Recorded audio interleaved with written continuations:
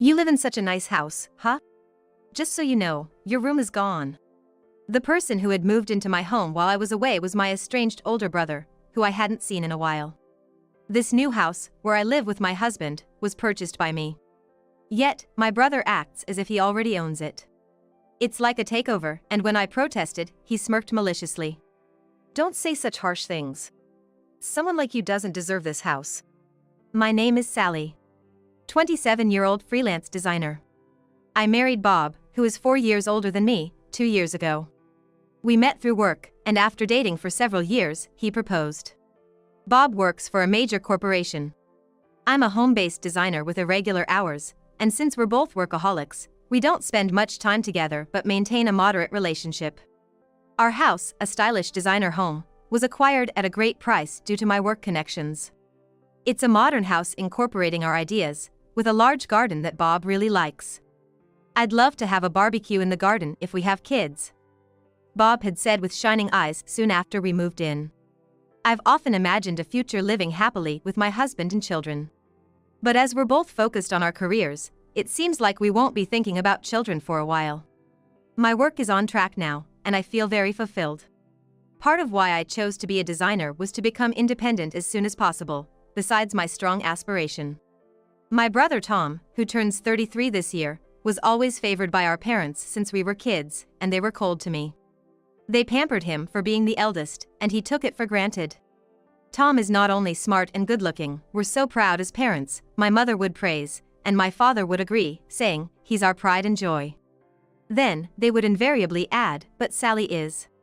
Why is there such a big difference between our son and daughter?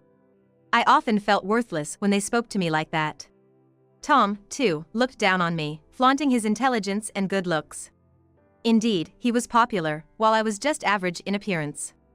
I couldn't stand up to his arrogant attitude and was even treated like his errand runner at times. To escape from my family, I decided to become a designer in middle school and started studying immediately. I spent a lot of time drawing in my room, as family time was never peaceful. I loved bringing the images in my mind to life. Discovering the profession of a designer online was the turning point. As a high school student, I continued self-study while saving money from part-time jobs. Upon graduating, I left home and vowed to make a living as a freelance designer. Starting as an unknown designer was tough, but I kept accepting work and gaining experience. Gradually, as clients referred me to others, I felt my efforts paying off. Thankfully, I've grown into a renowned designer with continuous contracts from large corporations. I shared my background with Bob before we got married. He listened intently and said at the end, "You've been through a lot. It's amazing how you've worked so hard without giving up." I knew then that I could live and support each other with him forever. However, an incident drastically changed our married life. Bob made a big mistake at work, affecting the whole company. He was transferred from the headquarters to a branch, significantly reducing his income. Damn it! Why do I have to suffer like this? I was at a loss as to what to say to the angry Bob. He was furious but didn't seem remorseful. Pointing it out would only add fuel to the fire. So I gently told him, "Don't worry about the living expenses, I'll handle it." But he didn't take it well. Pushing my hand away, he glared at me and yelled, "What? You think you're better than me because you earn more now? Stop belittling me." He stormed off to his room. I had never thought of that, but I was shocked by his sudden change. I realized I had hurt his pride. He stayed in his room and ignored me when I tried to apologize the next day. His mood didn't improve over the next few days, and the atmosphere at home became tense. We spent less time together, and our conversations dwindled. Bob started going out more for work and social events. My work was busy, and we couldn't find time to talk properly. Despite living in a beautiful designer house, our relationship cooled down. After 3 months of this, I had to leave for a 2-night business trip. Bob, having weekends off, was probably out. As he often stayed out late recently, he often didn't come home until Sunday night. But when I got home around noon, surprisingly, Bob, whom I thought was out, seemed to be at home. Moreover, there were 2 unfamiliar pairs of shoes at the entrance. One pair was men's sneakers, and the other, high heels that a young woman might wear. Wondering if Bob had a friend over, I entered and headed straight to the living room. Along the way, I heard voices chatting and laughing, so it seemed he indeed had company. But the scene that greeted me as I entered the living room, saying I'm home, was totally unexpected. There were Bob and a couple, a man and a woman, sitting across the table, enjoying a meal together. The woman was a stranger, but I recognized the man and was shocked. Tom! What are you doing here? The man at my house turned out to be my long-estranged brother, Tom. Ever since I left our family home, I had avoided any direct contact with my family. Even when my marriage to Bob was decided, I only sent a letter home and didn't have a ceremony. So I had no idea what Tom was doing now, and the fact that Bob knew him was completely unexpected. As I stood there bewildered, Bob, Tom, and the mysterious woman all looked at me with smirks. Tom was the first to speak. Bob invited me here. You live in such a nice house, huh? I couldn't believe my ears. What do you mean? I never knew you and Bob knew each other. As I stood confused, Bob began to explain with a sigh. I met Tom through work. He's an executive at a client's company. And this woman here is Michelle, Tom's fiancée, the daughter of the president of that company. After explaining his connection to Tom, Bob introduced the woman sitting next to Tom. Michelle looked about my age, but wore flashy makeup and had the same condescending smile. Then Bob continued, actually, Tom and Michelle are looking for a house to live in together. I wanted them to see our designer house, so I invited them over. About a week ago, Bob had met Tom at a client's company and discussed this. They took the opportunity of my absence to visit our designer house. What started as a mere visit turned into Michelle insisting, Tom, this house is so lovely. I want to live here, as they toured the interior. Apparently, Michelle, being a pampered daughter of a wealthy family, always got what she wanted using her parents' money. Tom, taking up her suggestion, approached Bob about handing over our home to them. I was dumbfounded by this explanation and exclaimed, That's outrageous! You can't just decide this without me. This house is... You should be happy that Michelle likes the house so much. Besides, my future career depends on this negotiation. Interrupting my words, Bob rolled his eyes as if he was beside himself. It turned out Tom had arranged to poach Bob for his company as a condition for handing over our designer house. I confronted Bob. Didn't you love this house too? How could you agree to their terms? Of course I did. If a better offer is waiting, I can give up this house. You always did whatever Tom said, right? So you won't object. Bob replied with an air of inevitability, then snorted. Moreover, Tom and his entourage had already brought in their bare necessities and had been staying here since yesterday. It was outrageous how far things had progressed without my knowledge. Even if he's my brother, I won't allow such an act of taking over our house. Leave right now. Don't say such harsh things. I got Bob's permission. Besides, Sally, who are you to talk to me like that? You never stood up to me before, so just follow my lead this time too. Tom's domineering attitude hadn't changed at all. He continued, Michelle is using your room upstairs, so you don't have one anymore. This nice house is too good for someone like you, so I'll take it. Bob joined in with his laughter. You can sleep in the garden. After his heartless remark, Michelle also began to laugh mockingly at me. Controlling my anger, I finally asked Bob the question that had been bothering me. How long have you known Tom? Did you know all along that I'm his sister? Despite Bob starting to negotiate giving away our house to Tom, I believed he must have had some attachment to it. We had even talked about having children when we first moved in. I didn't want to believe he was easily swayed by Tom's words. But Bob, shrugging his shoulders in disdain, dropped a bombshell. I've known Tom since before I married you. From his casual tone, I realized the truth. Bob married me just to get in good with my brother Tom. He was secretly plotting to improve his position using his high corporate position. Realizing that he only used me, I felt like my world was crashing down. When I heard about your past before our marriage, I could barely keep from laughing. It's only natural you'd be compared to the outstanding Tom. Bob said, cruelly affirming the treatment I'd received from my parents and brother. His previously caring demeanor was all a lie. Watching Bob, now freely expressing whatever he wanted under Tom's influence, I knew I couldn't continue this marriage. Okay, I get it. I won't interfere with you guys anymore, do as you please. I said calmly and quickly headed to my office, disgusted with all three of them. Their cheers and laughter followed me from behind. I opened my laptop, trying to focus on the work project from a recent contract to calm myself. Soon, I heard commotion outside my room. Thinking Bob and Tom were up to something, I went to confront them, but the door wouldn't open. It seemed blocked from the outside. It seemed like something heavy was blocking my path from the outside, but my head remained calm. I sighed deeply, realizing the extent of their harassment. They probably expected me to beg to be let out for the bathroom. But I remained calm and pulled out a small key from my desk drawer. My ground floor office had a back door for emergencies. Since I was the only one with the key, I could leave even if the main door was blocked. I collected my laptop and some essentials and slipped out unnoticed. I walked to a nearby supermarket, then took a taxi to a nearby hotel. Finding a vacancy, I decided to make the hotel my base for a few days and began preparing for my next steps. Tom and his group were clueless about the irreversible situation they were creating in my house. Unforgiving of their actions, I was determined and made a crucial phone call. Over the next few days, I intermittently checked my home's security cameras via my smartphone. It seemed Bob and Tom were away at work during weekdays, and Michelle often left the house too.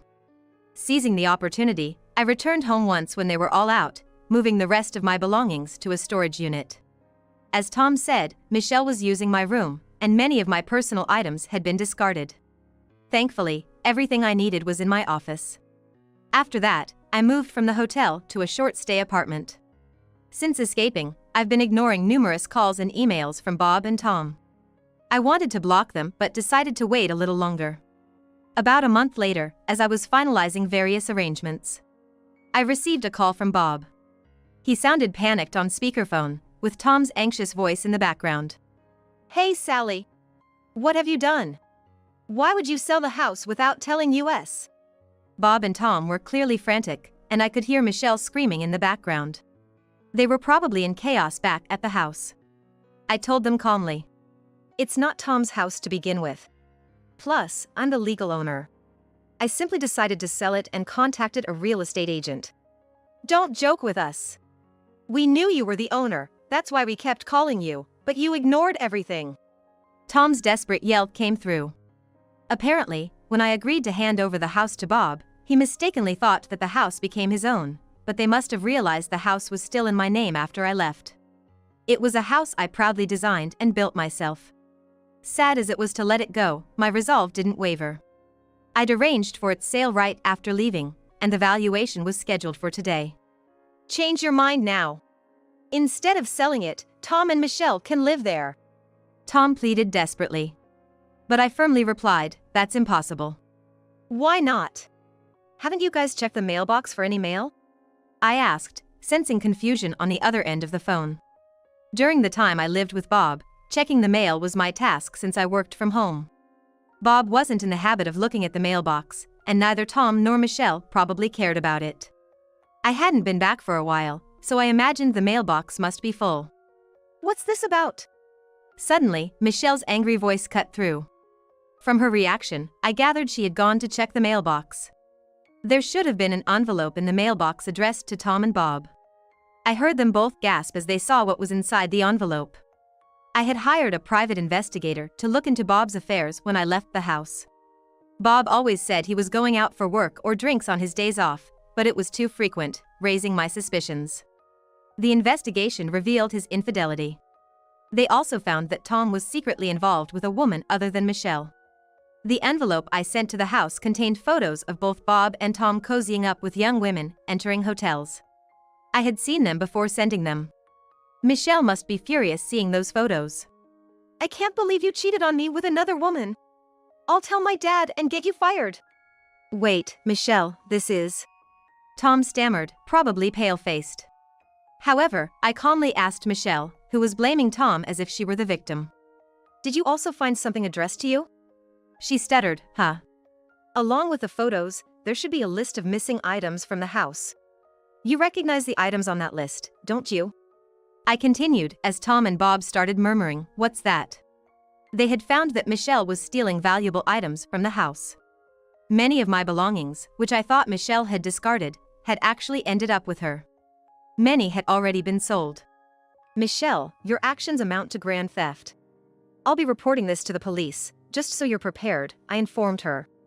Wait! I only borrowed them. The amount of stuff listed isn't just borrowed level, you know? I countered, and she fell silent. Soon followed by sobbing. Please, don't report this. What would my dad say? Ignoring her pleas, I turned to Bob, who had been silent. Bob, are you listening? I don't intend to live with you anymore. We'll discuss the divorce formally later. I've already sent a lawsuit to the woman involved too, I said, but Bob didn't respond, probably in shock. I sighed and finally addressed Tom, ready to confront him. Tom, I couldn't stand up to you as a child, but I can't forgive you for what you've done this time. I won't be controlled by you anymore. Don't ever contact me again. After I said this, Tom, apparently enraged, cried out, "Are you even family?" I couldn't hold back my anger anymore. Don't joke. Don't rely on the word family just now. You never treated me as family. Despite my rebuttal, Tom continued to rant. Unable to bear it any longer, I ended the call unilaterally. Later, I met Bob to discuss our divorce. We chose a cafe we used to frequent during our relationship. Seeing Bob there didn't bring back any happy memories, and I quickly presented him with the divorce papers. It was already signed by me, needing only his signature. However, he never consents to the divorce. Think it over, will you? I lost the chance to get a position at Tom's company because of this mess, and I'm struggling at my current job. If we divorce now, my situation will worsen. I was appalled at his self-preservation.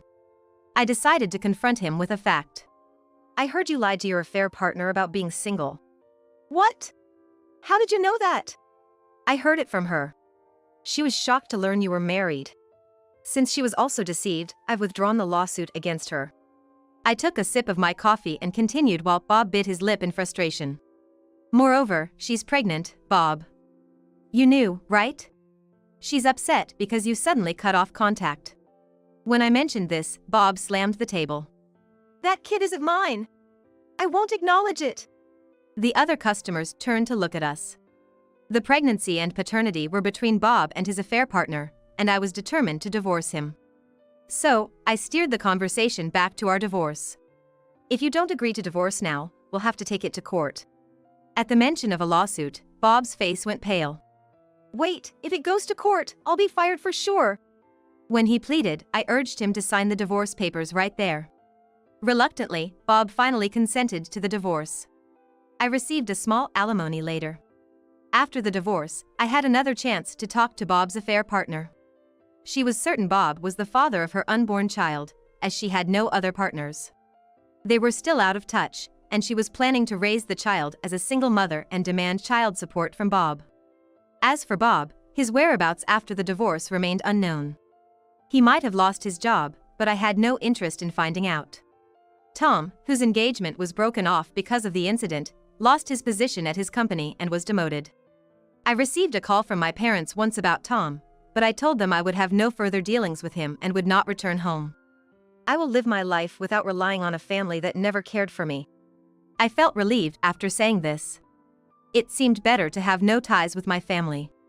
Michelle, Tom's former fiancée, was not reported for theft due to her father's intervention. Instead, they settled out of court, and she had to pay me compensation. She was sent to her grandparents' house by her father for re-education and started working for the first time in her life to pay off her dues. As for me, now single, I decided to move away from the area where Tom and Bob lived. I decided to move away from the land where Bob and Tom lived. I went abroad to further my skills as a designer. I'm currently studying design and living with a man I met there. Our days together are happier than when I was in the States, and we're considering marriage.